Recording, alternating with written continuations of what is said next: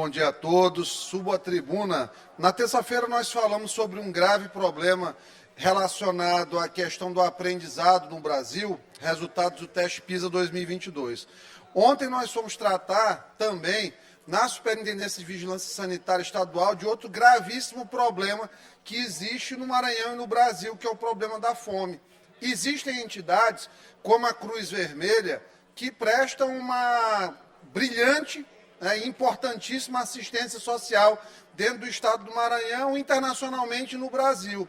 Porém, nós verificamos que o Maranhão é um estado que ainda não dá cumprimento à Lei 14.016 de 2020. Para quem não sabe, essa lei foi uma lei sancionada pelo presidente Jair Bolsonaro, que estabeleceu a possibilidade de alimentos serem aproveitados dentro das grandes cadeias de supermercado, principalmente. Veja só, nós temos estimativas de perdas de alimentos dentro dos supermercados, dos grandes atacadistas, varejistas, de até 30%. Por quê? Porque a lei não permite que você coloque, por exemplo, uma embalagem com biscoito quebrado na prateleira. Então, esse alimento, ele não é colocado à venda e ele não é colocado também para consumo, por conta do atendimento anterior aqui no estado de portarias muito antigas, datadas ainda da época do governo do Jackson Lago. Então, veja só, tudo isso, alimento perdido que não chega na mesa do cidadão. Então, a Cruz Vermelha nos procurou na semana passada, nós fizemos um agendamento de reunião ontem na superintendência, nós conversamos com o doutor Edmilson, superintendente, mostramos a necessidade de fazer essa legalização aqui, na verdade, a regulamentação dentro do Maranhão. Com essa regulamentação realizada, a possibilidade de doação desses alimentos por conta dos grandes varejistas, dos grandes atacadistas, garantindo, com certeza, um Natal muito melhor. Pensa só, uma fruta com pequeno amassado, ela não perde nenhuma propriedade organoléptica, que é a preocupação da lei. Porém, ela não podia ser entregue para consumo de maneira formal, nos grandes, nos que detêm mais alimentos. E isso ficava perdido. Além de gerar, obviamente, um aumento do preço dos alimentos para quem compra lá na ponta, o que é que acontece? Também tem a questão do desperdício e do consumo não sustentável. Nós estamos gastando nosso potencial ambiental numa perda grande de produtos. Então, essa sinalização é muito importante e mostra o compromisso do nosso mandato com as boas causas.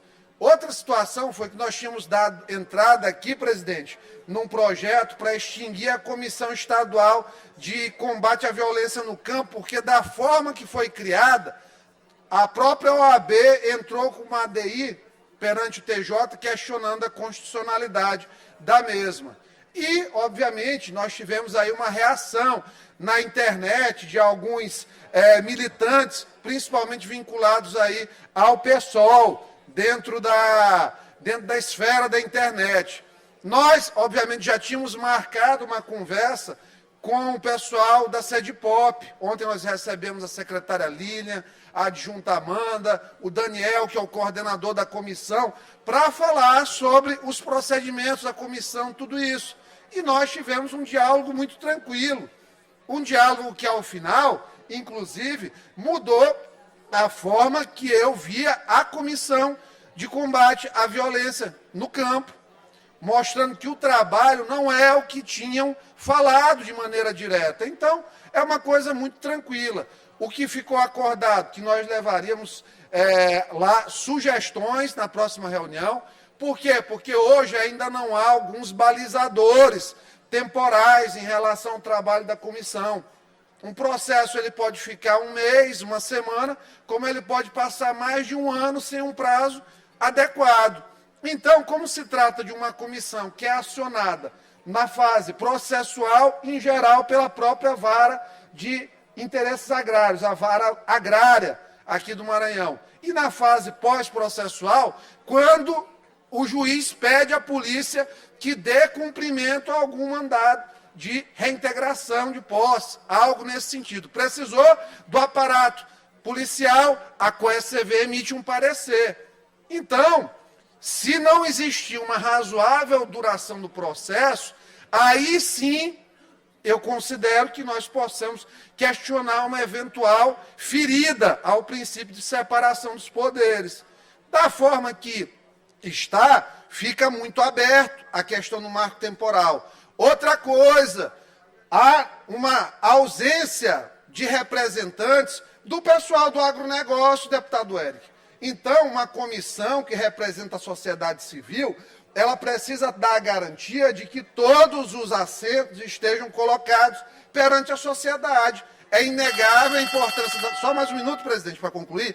É inegável a importância dos movimentos sociais nessa mesa de diálogo, mas é importante também a mesa, o lugar de quem produz no Estado, de quem dá ao Estado a condição, ontem, por exemplo, do governador comemorar nas redes sociais melhoria dos indicadores econômicos no Estado, principalmente vinculado ao agronegócio. Então, como é que a gente não vai ter a presença dos representantes do agro também na comissão? Precisam ser ouvidos também. E, claro, a duração razoável do processo para melhorar os procedimentos. Mas tudo feito ontem de maneira muito tranquila, muito republicana, aberta, contando, inclusive, com a cobertura do pessoal da Sede Pop, da reunião. E, claro, reforço nosso compromisso com o diálogo, mas principalmente com a busca pelo desenvolvimento sustentável e socioeconômico do Maranhão. Muito obrigado.